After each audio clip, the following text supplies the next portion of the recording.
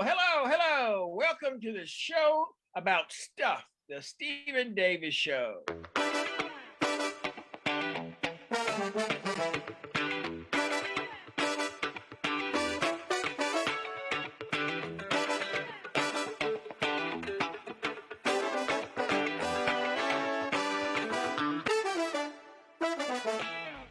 Welcome to a podcast show about stuff.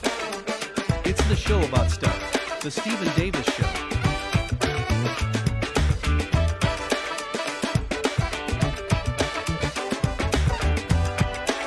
Here's your host, Stephen Davis.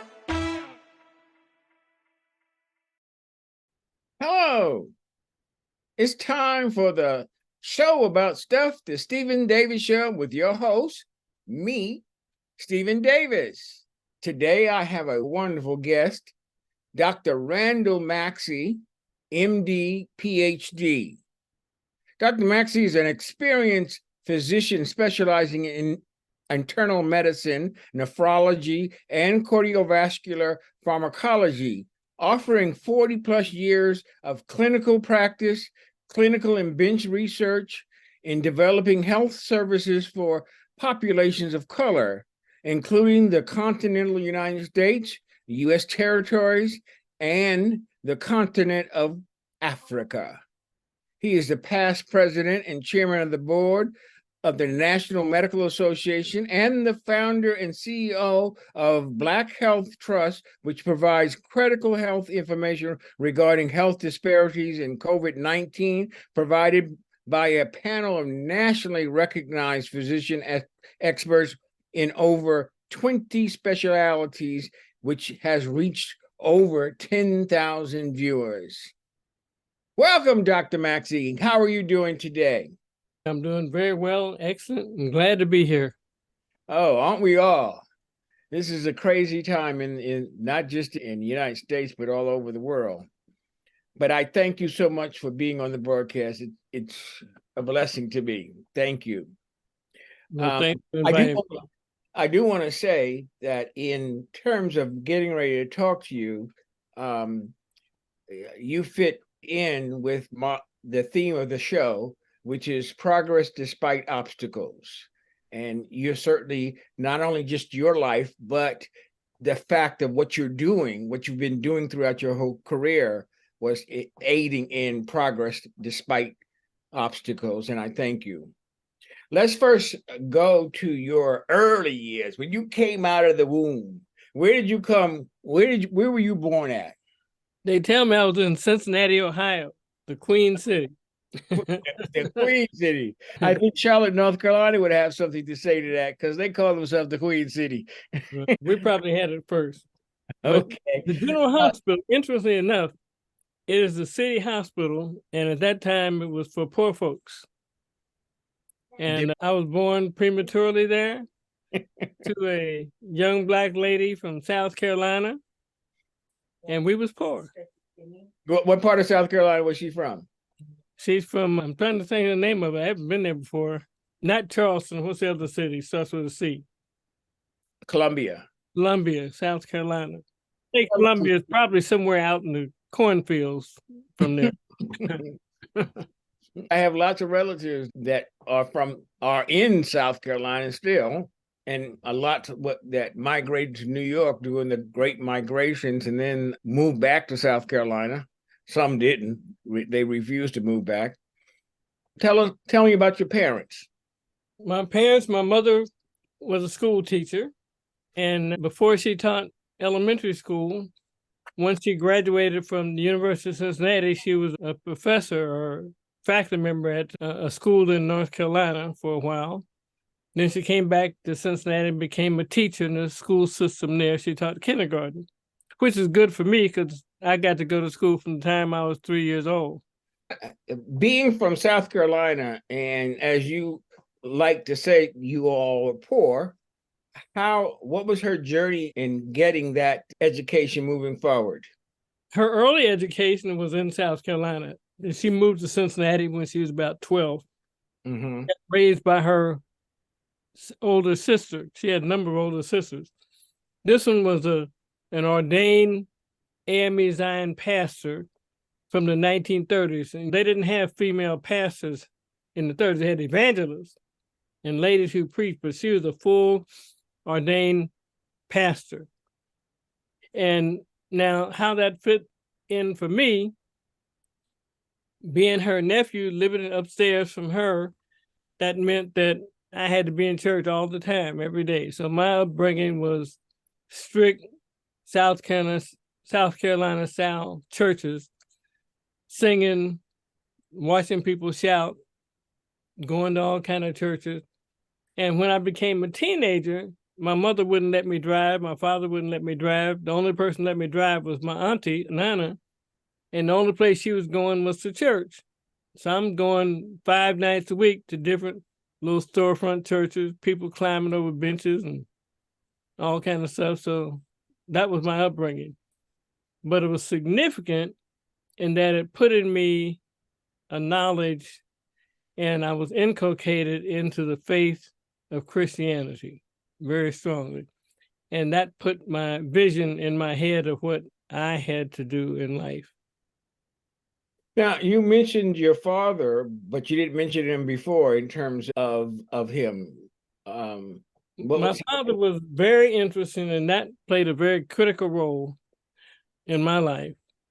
I recall coming home one day from elementary school, and I was about maybe 10 or 11, and my father was in the kitchen with his head on his arms crying. Now, this is the age when your father he's the biggest, baddest man you know, right? He can whoop my daddy can whoop your daddy. Mm-hmm. But my daddy was crying. I couldn't believe it. Turns out that he had gotten accused by this Senator Joe McCarthy, Republican senator, of being a communist. Now, my daddy couldn't even spell communist. He was an aircraft worker at the Wright Air Plant, which is now General Electric. And he was a shop steward.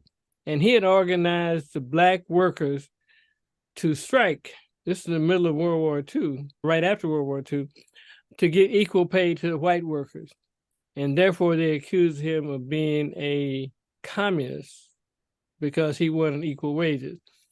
But that embittered me to the point, for the first time, I knew how white people treated Black people and accused them.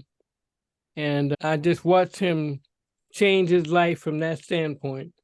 I was with him all through the time he was going to Detroit with the CIO, which later became AFL. But it made me make up my mind what I had to do was for Black people to combat racism that hurt my father like that. But he got out of it. He became, for a while, trying to run for state legislature, but he went back to school and became an undertaker.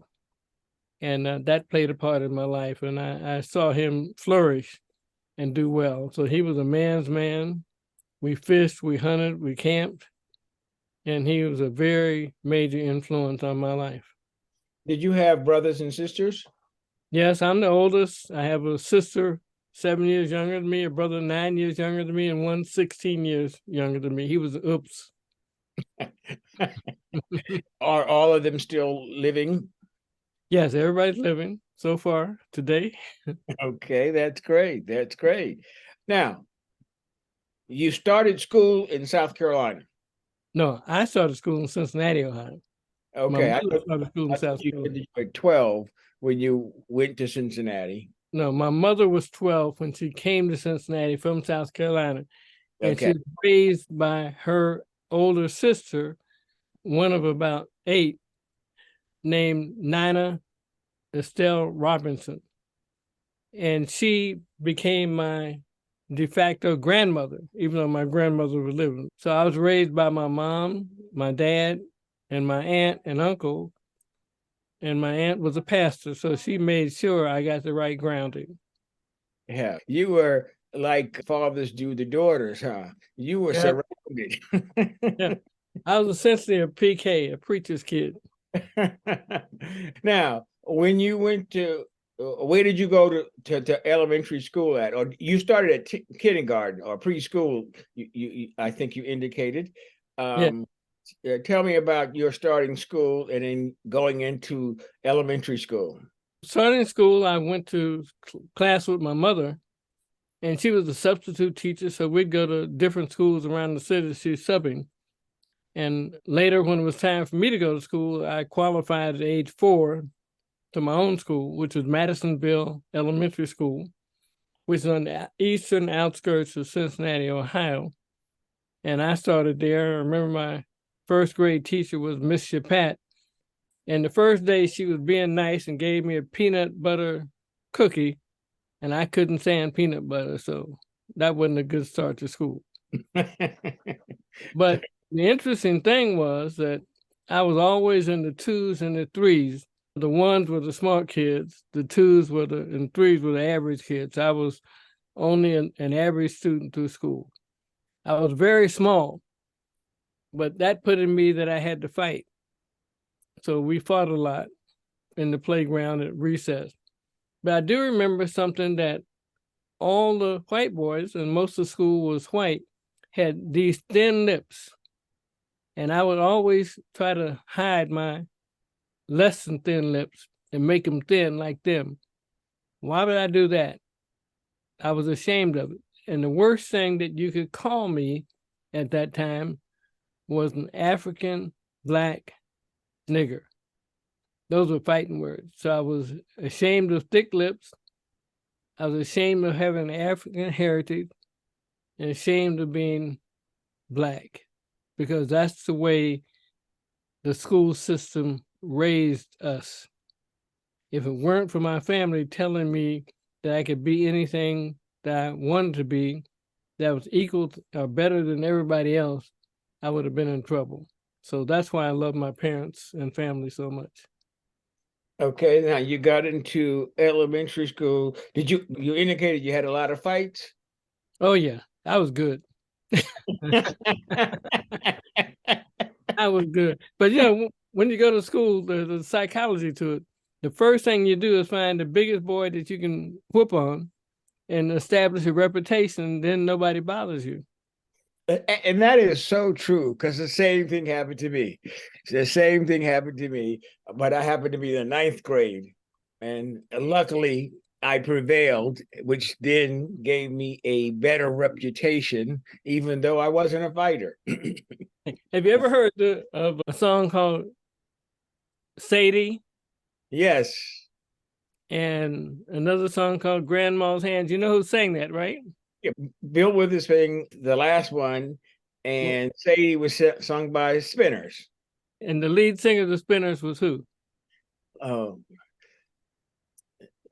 They had 2 lead singers. Well, in the Spinners, his name was Philippe. Yes, Philippe Wynne.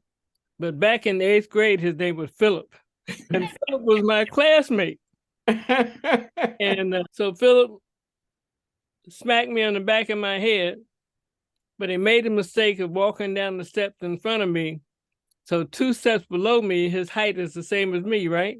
So I was able to sucker punch him, but I had situational awareness that the teacher was right behind me. So I smacked him, almost knocked him down the stairs, and then I backed up into the teacher, and he stopped the fight. That was part of my good reputation. He and I became great friends. He became famous. I wasn't famous, but Philippe was famous. But I remember the last time I saw him was at a club in Kennedy Heights in Cincinnati, Ohio, and shortly thereafter he died from heart failure and kidney failure. But, on the stage. Yeah. He was singing on the stage. That was terrible. Yeah. Now, where did you go to high school at? Withrow High School, the Withrow Tigers. I was in the marching band. We marched just like Florida A&M, 180 steps a minute.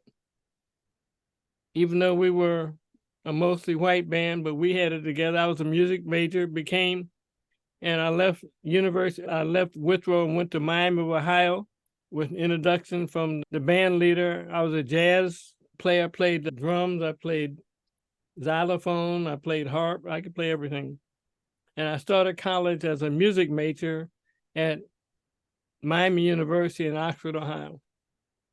Wow. As long as I'd known you, I'd never do you into music. Yeah. Oh man, yeah, I love music. Playing it actually and performing it. And now, how was it going to Miami of Ohio at that particular time? It was good. It was a middle class school, very good academically. And within my first few weeks there, some of the kids told me about a rally that was going to be there on something called civil rights. And I said, "What is civil rights?" And there's this young preacher going to be there.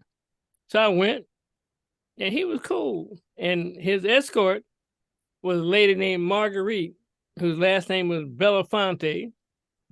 She was Harry Belafonte's first wife, and it was Martin Luther King. And I decided, huh? Did you get to meet him? Oh yeah, I met him. He really influenced me. From then on, I wanted to be just like him and what he was talking about. But I really had no concept at that time about civil rights. I knew about racism, but I didn't know about civil rights as he put it. And I didn't particularly know how to accept it in a peaceful way. But he was an impressive man, very impressive man. And this was in 1959. Oh, wow. That was quite some time ago. Uh, how how was it in terms of the types of classes that you took at Miami of Ohio? Like I said, I was a music major, but I also was very interested in zoology. So I had a lot of classes in biology, zoology, physiology, and those things. I had band, I was in symphonic band, the symphonic orchestra, the marching band. I was a drummer for a dance group, an Afro-Caribbean dance group that played conga drums. And so it was good. And I had some failures. I partied a lot. My allowance was $4 a week. I partied a lot, and I actually flunked out from partying. And while I flunked out, my father said, "You need to go to embalming school."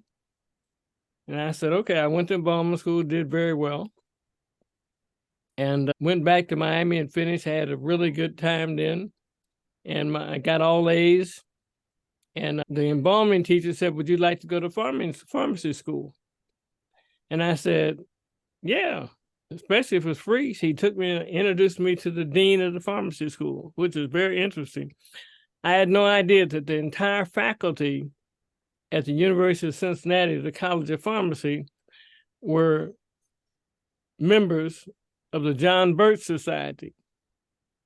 But they needed a token. They had no Black people in the school at that time. So they brought me in. He says, "If you do well here, you won't have to pay a dime for the rest of your life and for your education." And I did very well. And I remember one time, right before exams, some nut stole my notes. The teachers replaced my notes with their type notes. So I continued to do very well. But that man and his faculty, even though they were racist, John Birch Society, they graduated from that school and passed me on up the line, which is a whole nother story. But that story reminds me of, yes, a lot of folk at that time were tokens, but you had to walk through that door. Somebody had to be the first ones to do it. And they faced a lot of opposition because of other people who did not want you to, for whatever the reason is, want you to be that. My story is that I was working for a gas company in North Carolina, jumping fences and running from dogs and stuff. I had an account with Household Finance, and I went in to make a payment. And Household at that time were very great investigators. They investigate your background and everything else. So when I walked into the office, the manager came to the front, and he came to the door and came to the front, and he asked me, would I like to work there?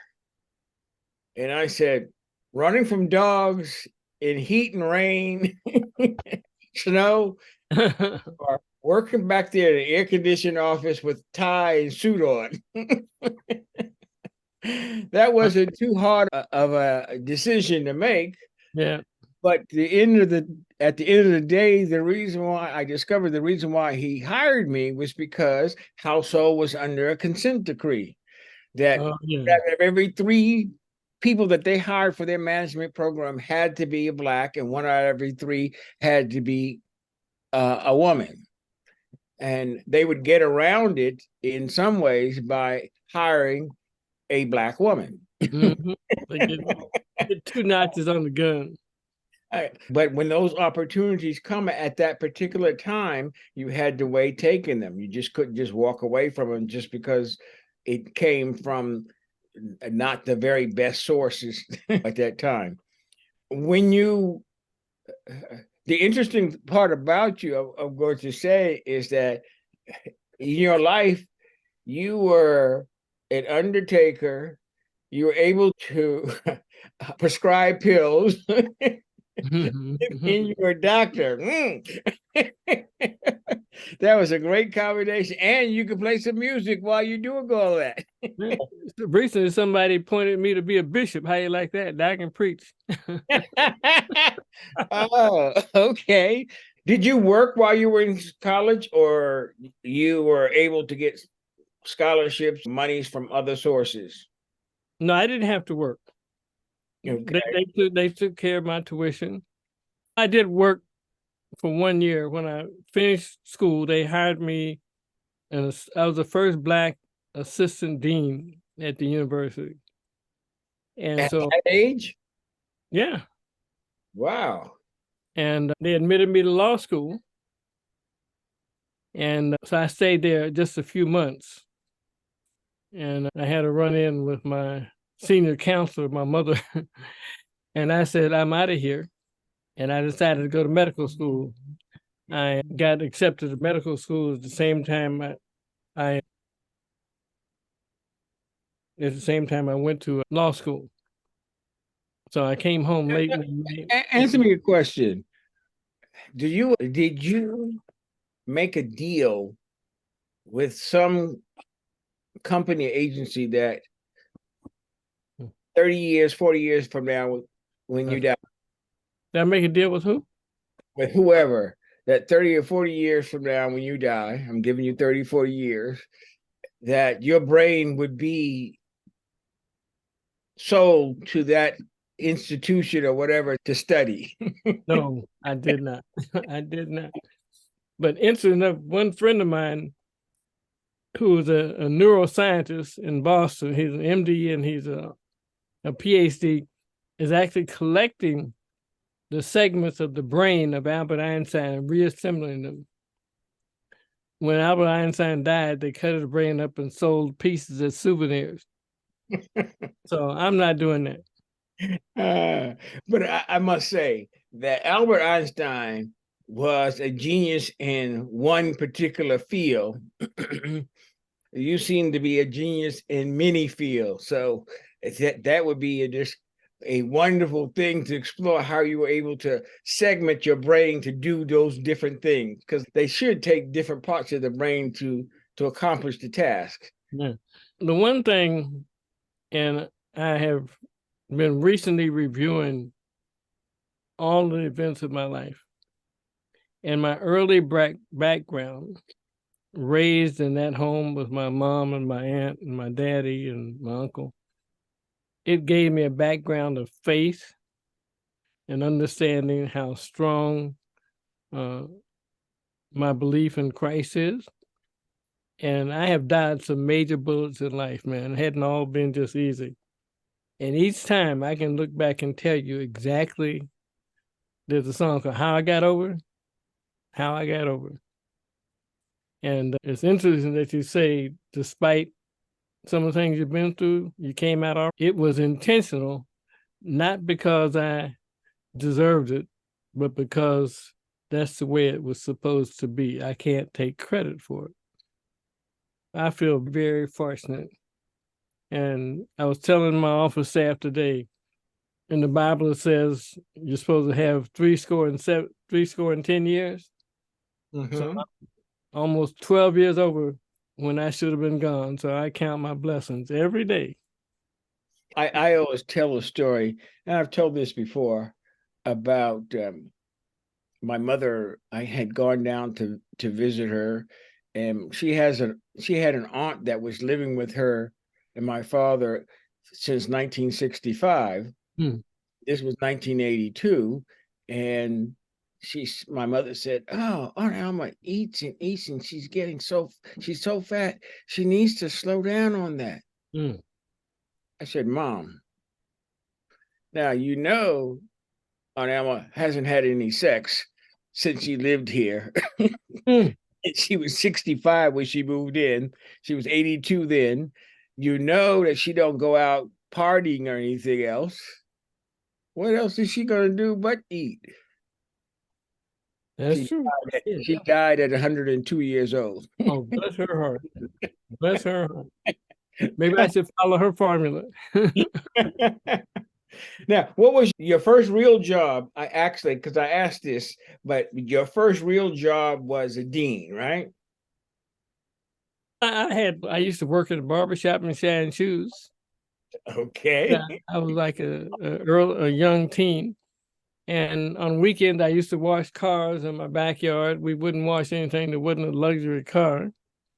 But my first high-level job, I was assistant dean.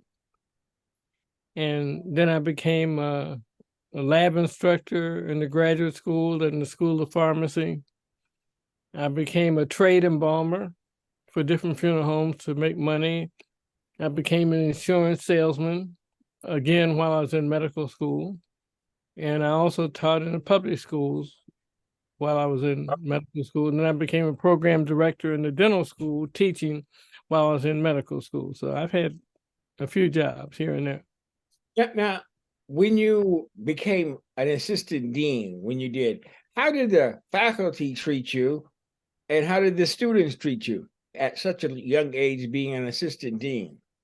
The Black kids, there weren't that many. Out of a school of 30,000, there were about a little bit more than 100 Black kids there at that time. They treated me good. They were proud of me.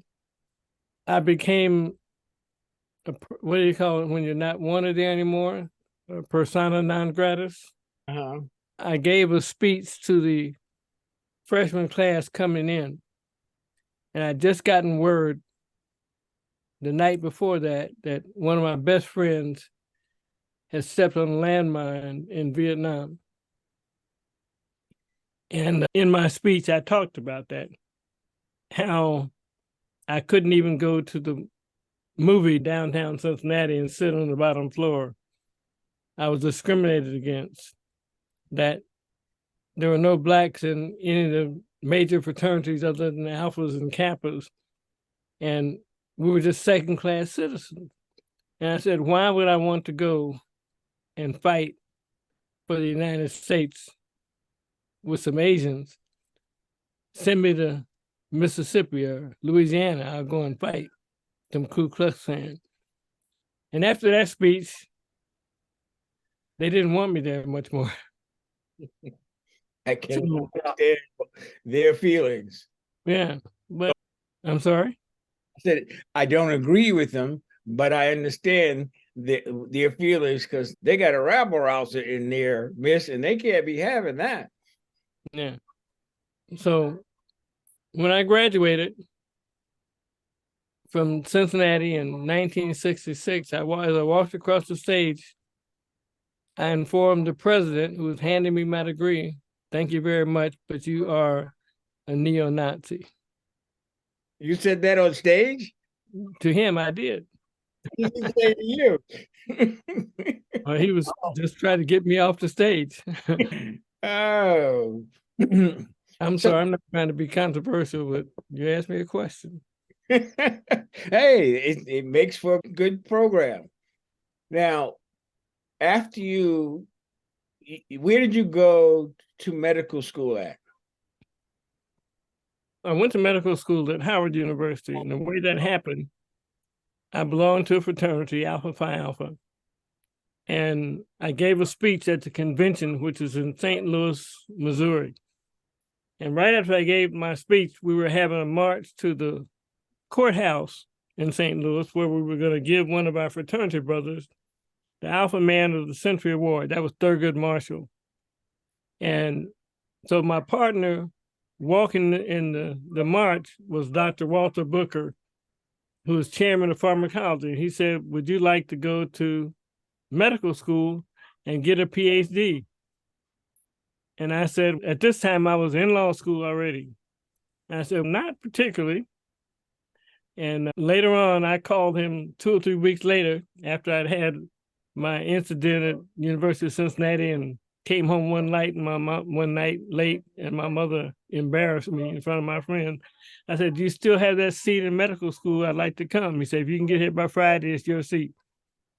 So I went to Howard and I enrolled in the graduate school, and I simultaneously enrolled in the medical school.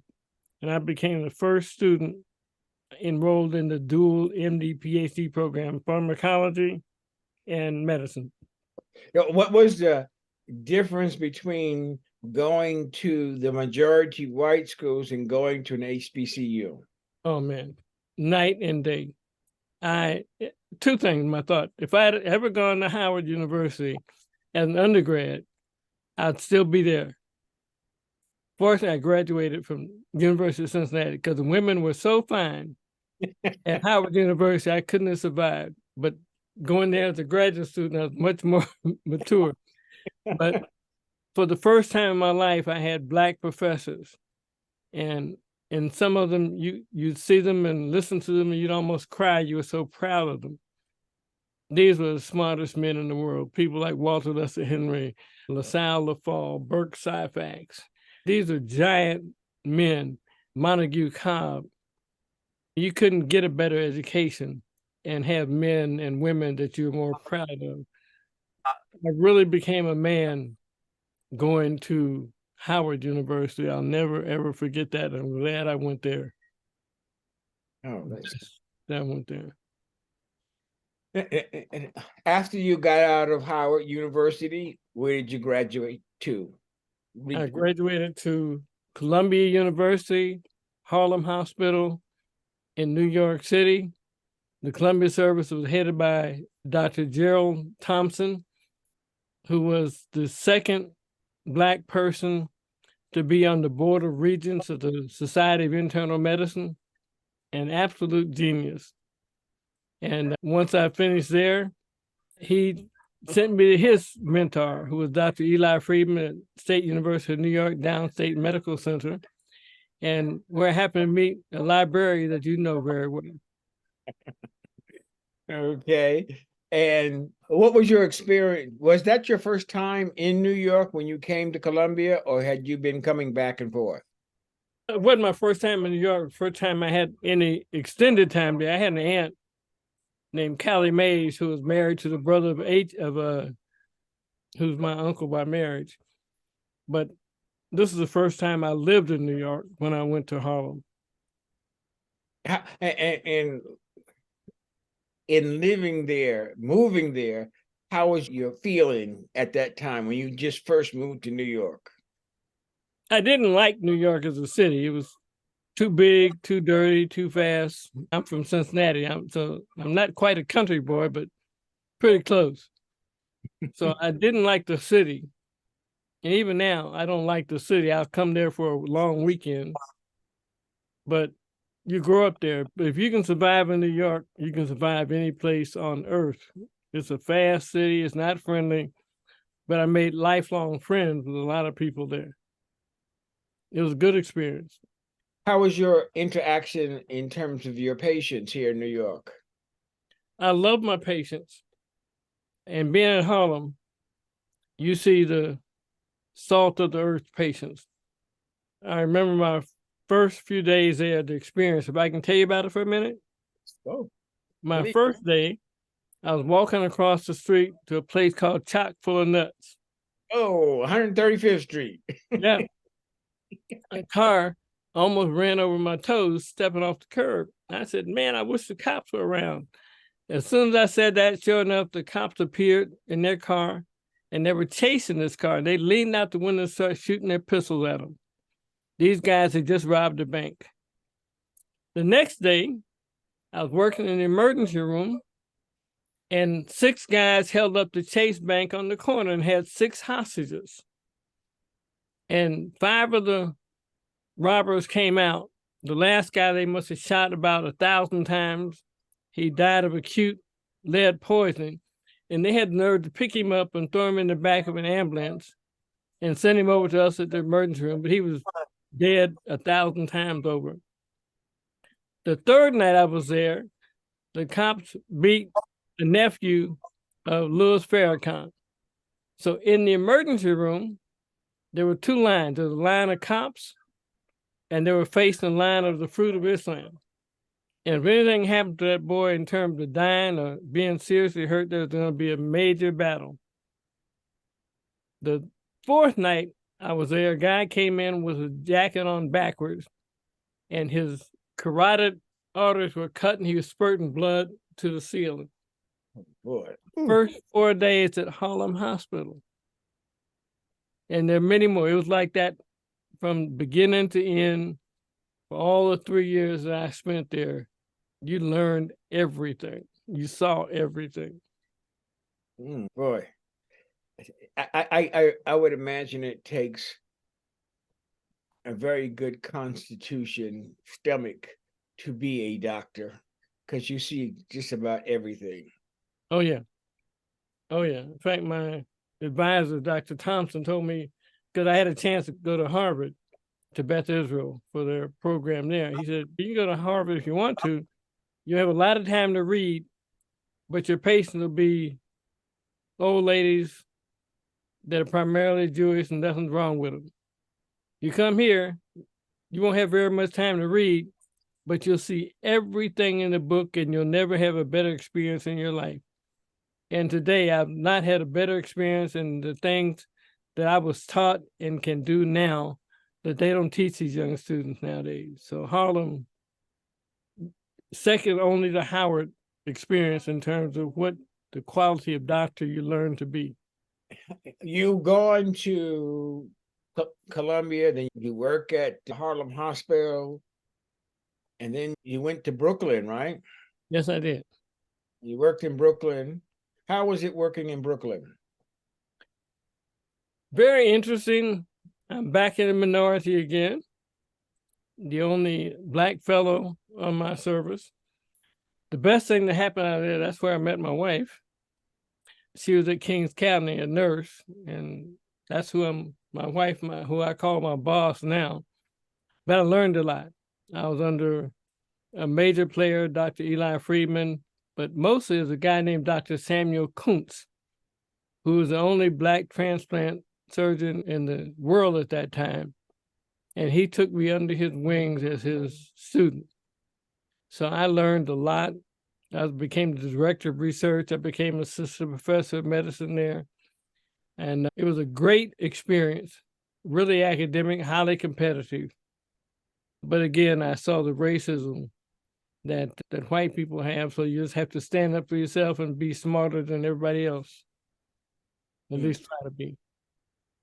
Now, when you were finished with Brooklyn, is that when you moved to Los Angeles? Yes.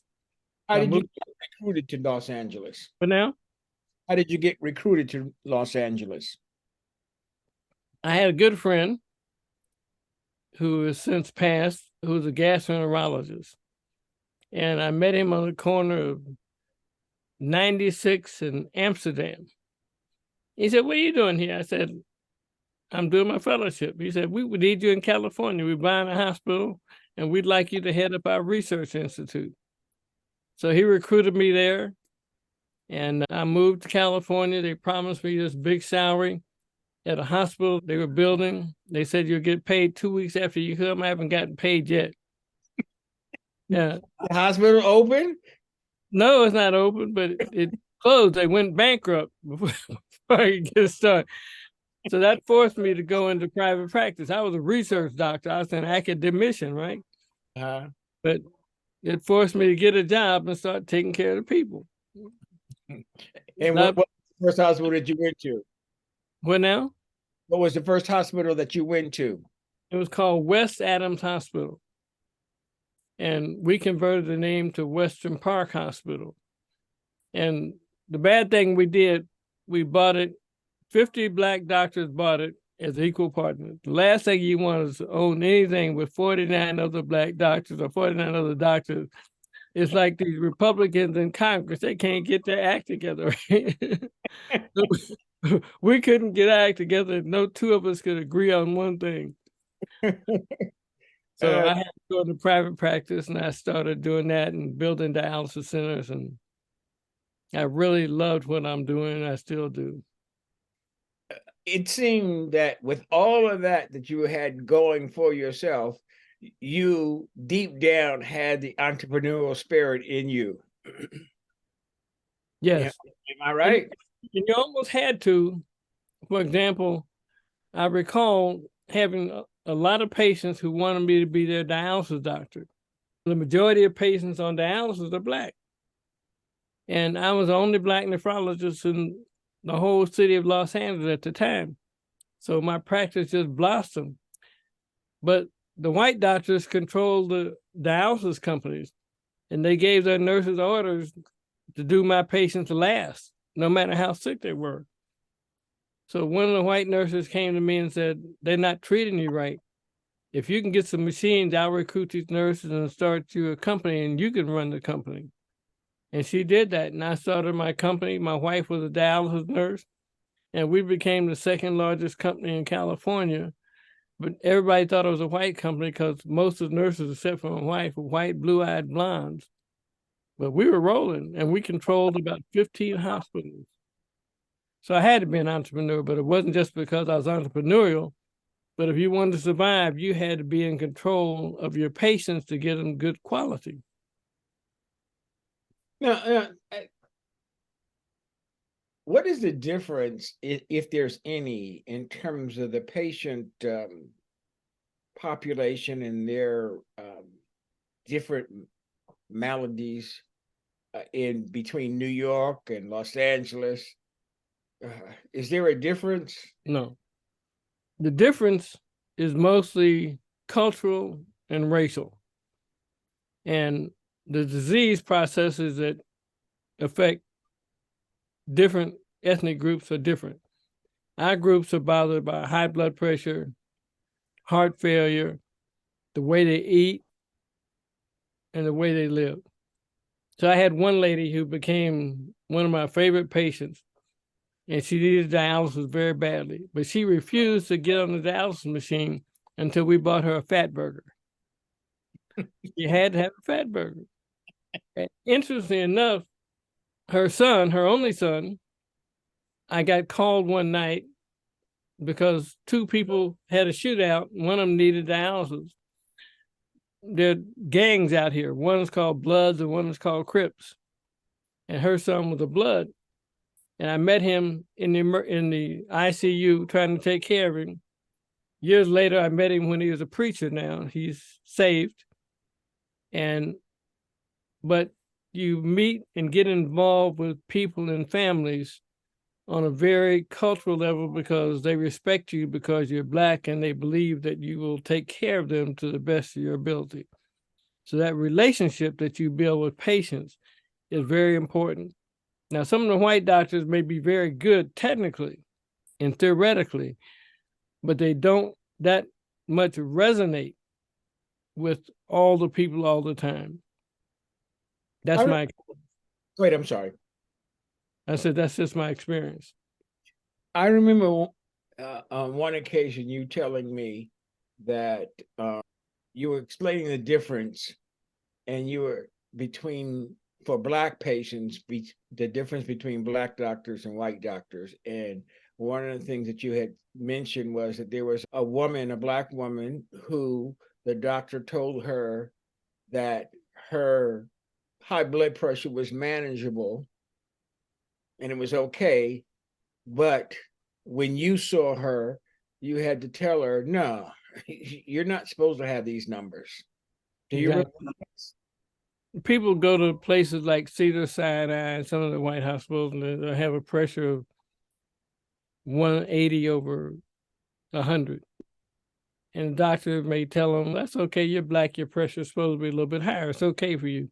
But we know if you don't have that pressure below 120 and 80, that you have a 64% more chance of having a stroke, heart attack, or other things that happen. So we actively try to manage our blood pressure down. I tell people, watch what you eat, what you drink, salt, coffee, etc., because you have to get it down. And having your blood pressure like that, even sometimes, is not good. We want it as low as possible. You need to believe that fat meat is greasy. And sometimes your cholesterol can get you into major trouble. Your diabetes needs to be well controlled because your hemoglobin A1C being too high can affect the integrity of your blood vessels and can affect, even more recently, your kidneys. And more recently, in 2010, they found a gene that is making Black people have more kidney failure. It's called APLO1. And we're trying to find medications that can treat that. That's why we have 13% of the population is Black in America, but 40+% of the population on dialysis is Black, which doesn't make sense. That's a big disparity. And so some of it is genetic, but a lot of it is cultural and historical, the way we eat, live, and play. So that's why I created the Black Health Trust, to do something with trusted messengers to tell people the real deal, why you need to get your vaccines, why you need to take your medicine, what are some of the things you can do for your kids and for your elders. How can we make you take better care of yourself? That's what it's for. We're going to talk about Black Health Trust. I'm going to give you a chance to really talk about it. But I just first wanted to mention, in terms of qualifications, and find out your experiences during that particular time. You were the chairman and then president of the National Medical Association a number of years ago. Yes. What that experience? Let me just go back. When I was an intern at Harlem Hospital, Columbia University, I went back home one weekend and went to church. And my aunt has a service that starts at 5 o'clock called God's Reach. And she called me up front. And what'd she do that for? And she had me kneel down on the kneeling rail at the altar. And she took the cross off her neck and put it around mine. And she said, what does renown mean? I said, it means well known. And she said, I see you on a mountaintop, and I see you being a renowned physician, and you're going to take care of presidents and kings and royalty around the world. And so one day you're going to be in charge of all the doctors in America, and you can be president of whatever group they have. Now, this is back in 1972, 73. So finally, I'm in the Medical Association. I become a member of the Board of Trustees. And later I get voted as chairman of the Board of Trustees. And then I decided to run for president. And I was running against a guy from Memphis, Tennessee. And nobody wanted me to be president. My own region was against me. The guy who was running against me was the choice of the Southern region, which had the most votes in the whole society. And I went to the restroom, and a guy came in and said, we're supposed to vote for our favorite son, your opponent, but we decided we're going to vote for you. Welcome to the presidency of the NMA. And when the vote came, this other guy got 2 votes, him and his friend. I got all the rest, and I became president of the National Medical Association. But it was something that had been predicted to me. Again, it wasn't that I deserved it or anything, but it was said that is how it was going to be. But that opened the doors. It got me into the White House, met the president, Secretary of Health, and just the doors that it opened to give me access to do the mission that I was supposed to do. I was taking care of the president of Zimbabwe, and Dr. Robert Mugabe. I met presidents from all over Africa, Kenneth Kaunda, I met kings from the South Pacific, and everything that she said to me came true because that was part of my training and my mission.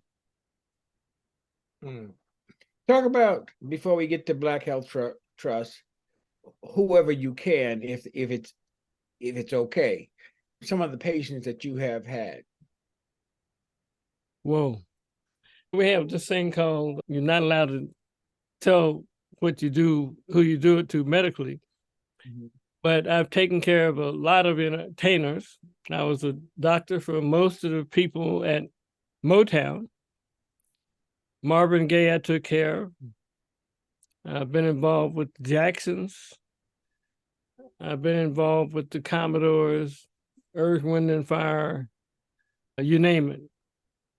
But I really can't speak honestly and ethically about who I took care of. Okay, all right. I can say, since you're not saying it, that I know one of the ones that we went to a conference with was Dick Gregory. Yeah. That's true. That's true.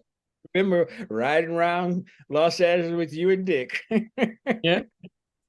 Now, the Black Health Trust, I'm sure that in putting it all together, it had a myriad of experiences of different doctors, but particularly in terms of you, because this is something that you've been doing with different companies over the years.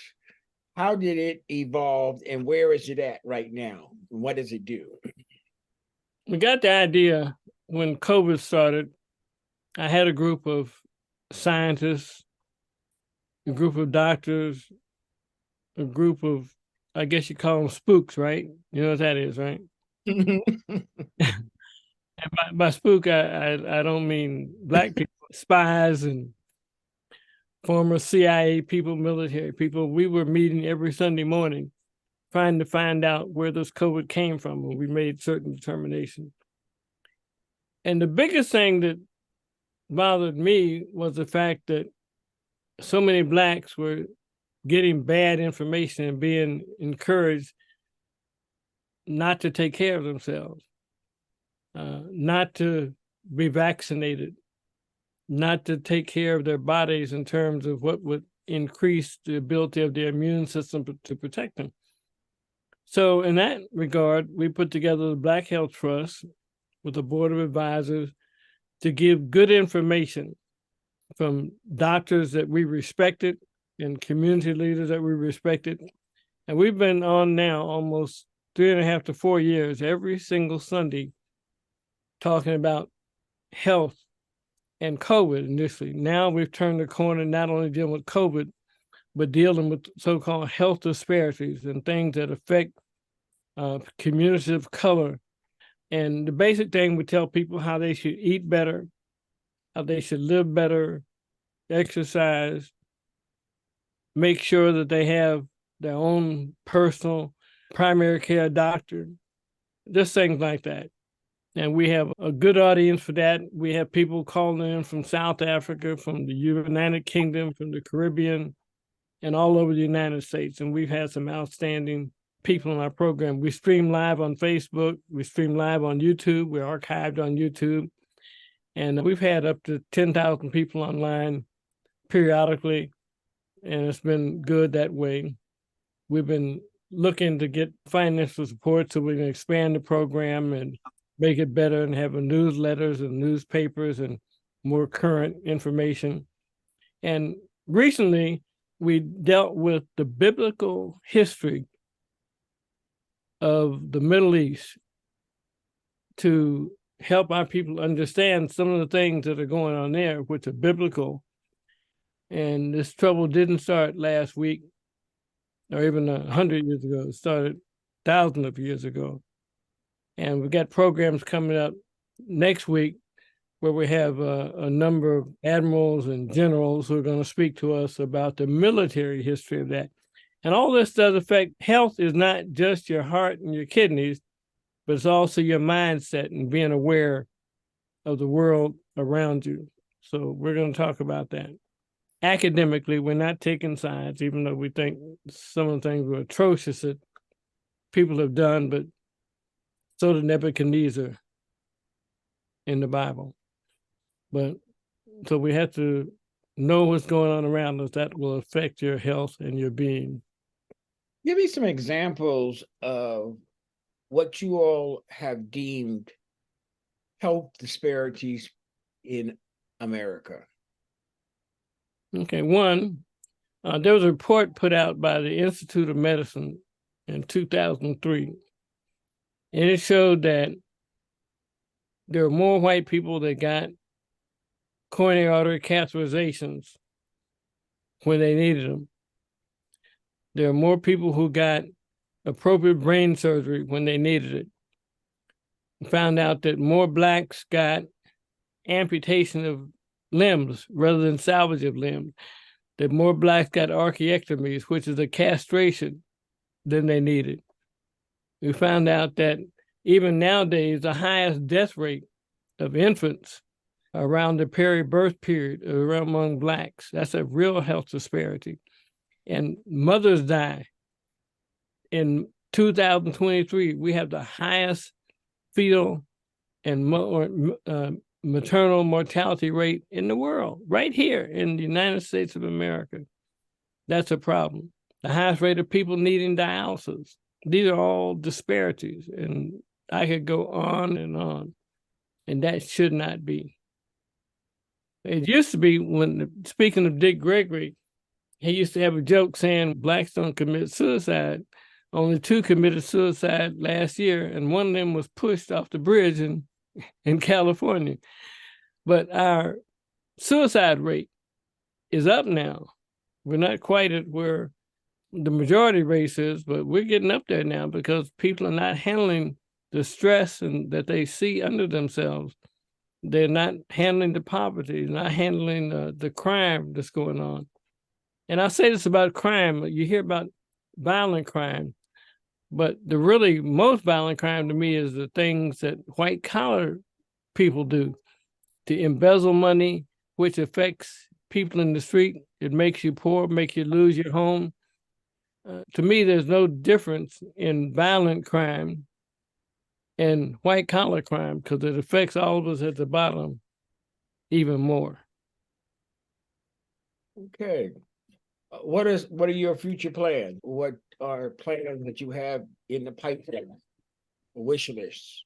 On my wish list is we're looking for more people to help us sponsor the Black Health Trust. We think we have a good track record. We believe we expand our platform. We believe that we can get a wider audience, that we can actually have live Black Health Trust programs around the country. We believe that instead of just being on Zoom, we can actually have programs and national conventions. We can attract an even broader audience of physicians and healthcare providers to work with us. I'd like to be able to put out every week a health alert and health information. Right now, we don't have the money to do it because everything is basically coming out of one or two of us, our pockets, to do what we need. We need a staff. We need to have an executive director. And I've got plans on my computer to do all of the above, but we just haven't been able to finance that. So I'd like to do much more to that. And I'd like to actually start something we call the Church Health Network, which I was told to do years ago, which can affect the economic outlook for Black America. If we were a country, we would be somewhere around the 6th to 7th largest economy on earth. But we have not gotten that together in such a way. Like right here in Southern California, we spend about $3.5 billion a year on healthcare, but none of that money is going to Black doctors, Black churches, Black people. It's all going to Beverly Hills, et cetera. So we need to have a concerted effort to turn ourselves around economically. Many of the problems that we have are based upon money and finance. And right now, one of the slides I have that's old now from 2003 shows that for every $123,000 of wealth that white people have, Blacks have 33 cents. That's what helps health disparities stay in place. And we want to fight that. We want to fight that. And that's what the Black Health Trust is about. Do you have a website? We have a website that's being rebuilt, and it should be up in about the next 2 weeks. I had to rebuild it. Originally, we built it on top of somebody else's website, and when they went out of business, ours got taken down. But I've contracted with another company, and I've paid them already, and they promised me to have this up in about another 2 weeks. And it'll be blackhealthtrust.org. And I will let you know as soon as it's. But in the meantime, you can look at our TV shows, our Zoom calls. They're all archived on YouTube. And then what, Black Health Trust? It's under Black Health Trust. Okay. And I also have a website under my name, Randall Maxey, and I have Black Health Trust archived on that as well. You can see all the shows that we have. Okay. I thank you so much for being part of the program. This is such an important issue that I want to do another show with you, probably with some other folks, to talk about some of the disparities as we go forward and how we tackle working with you. Thank you very much, Stephen. This has been great. I've enjoyed it. I always enjoy talking to you. I appreciate that. I appreciate that. That's it, folks, for the show about stuff, the Stephen Davis Show. Join us for another wonderful topic next time. Thank you. Thank you for tuning in this week. Hope you enjoyed this show about stuff. See you next time.